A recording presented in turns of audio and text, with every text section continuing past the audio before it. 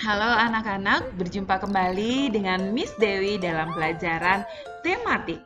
Kali ini kita masih belajar di tema 4, berbagai pekerjaan, subtema 3, pekerjaan orang tuaku.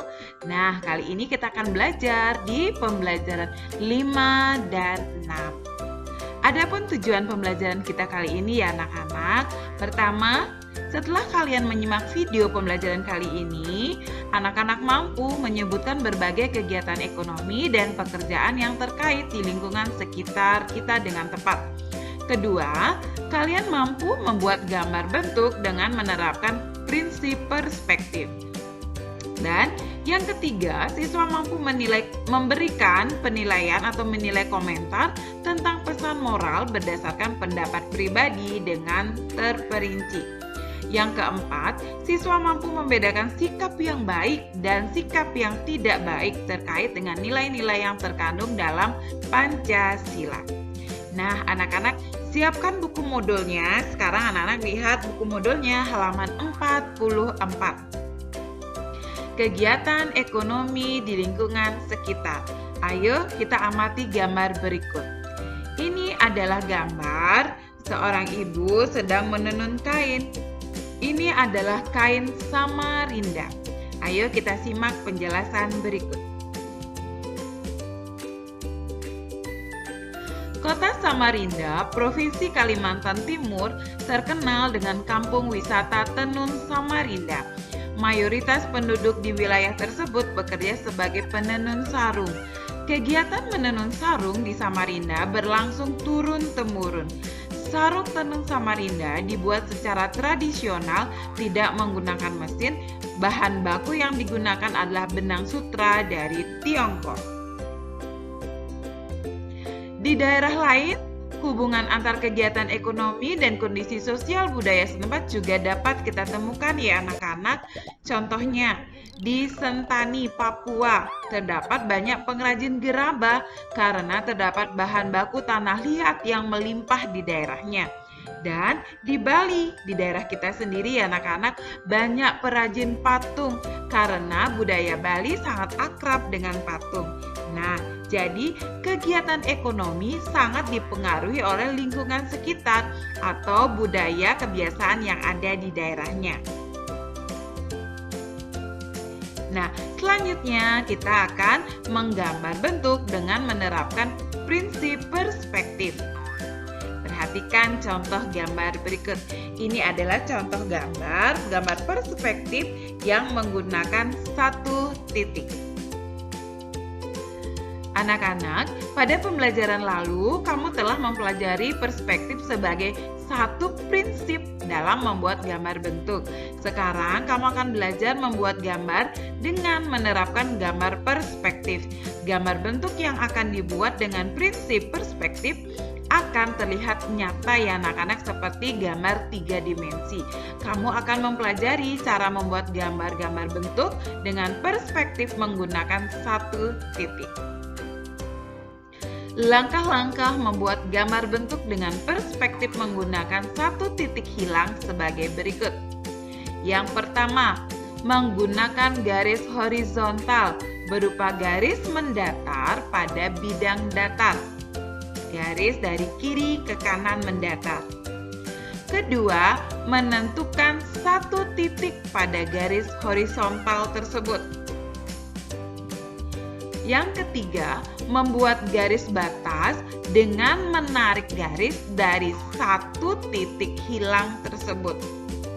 Menggambar bangun dasar untuk membentuk objek gambar. Menambahkan detail hingga membentuk objek gambar yang diinginkan. Penambahan detail gambar berpedoman pada bangun datar. Menghapus garis batas hingga menyisakan objek gambar saja. Menyempurnakan gambar dengan memberi arsiran. Nah, anak-anak, untuk menggambar bentuk perspektif ini pada video yang diberikan oleh Mr. Wayan kalian sudah dijelaskan. Nanti bisa diturunkan ya gambar perspektif yang sudah diinfokan, sudah dipelajari bersama Mr. Wayan. Baik anak-anak, kita akan lanjutkan dengan pembelajaran yang keenam.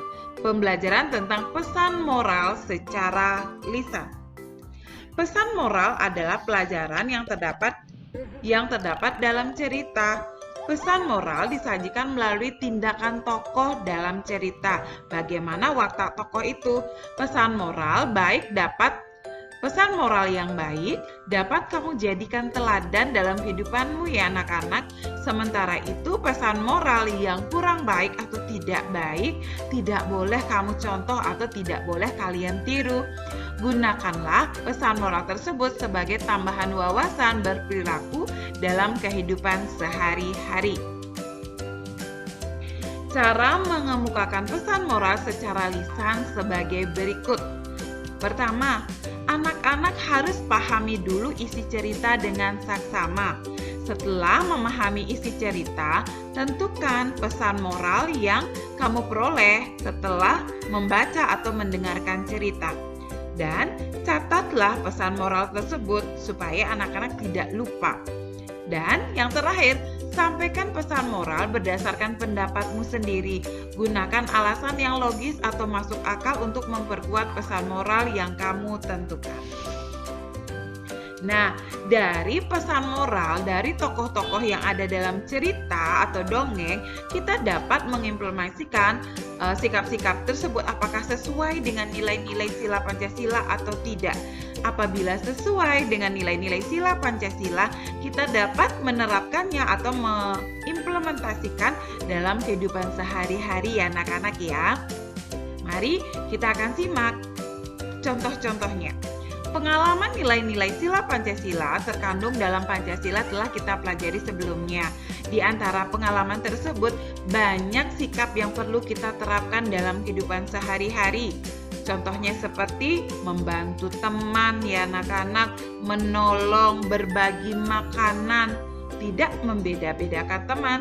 Nah anak-anak, untuk mengetahui apakah sikap tersebut baik atau tidak baik, kita perlu membedakannya.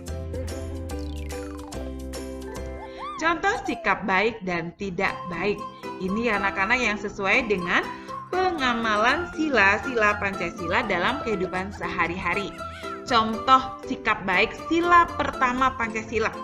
Berdoa sebelum dan setelah melakukan kegiatan.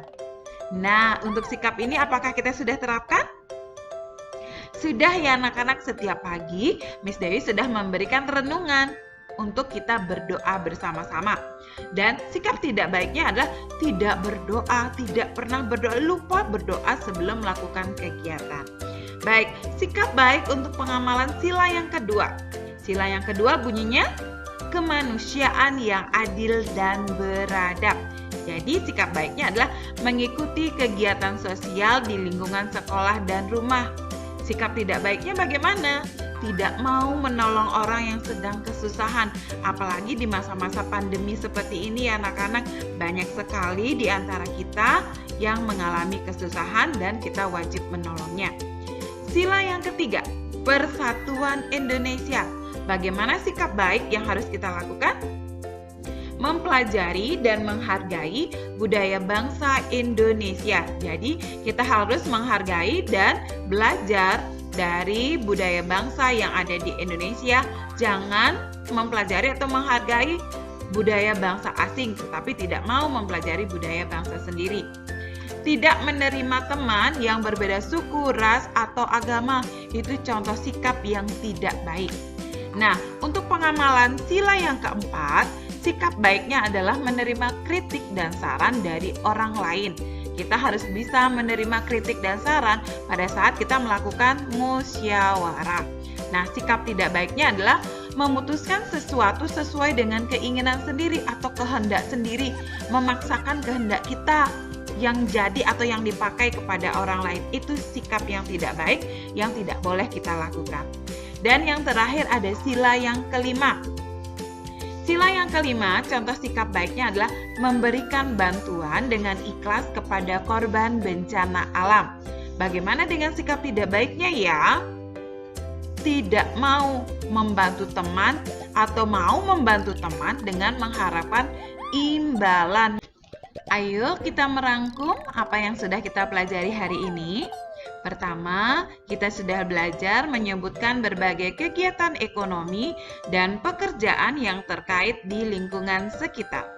Kedua, membuat gambar bentuk dengan menerapkan prinsip perspektif.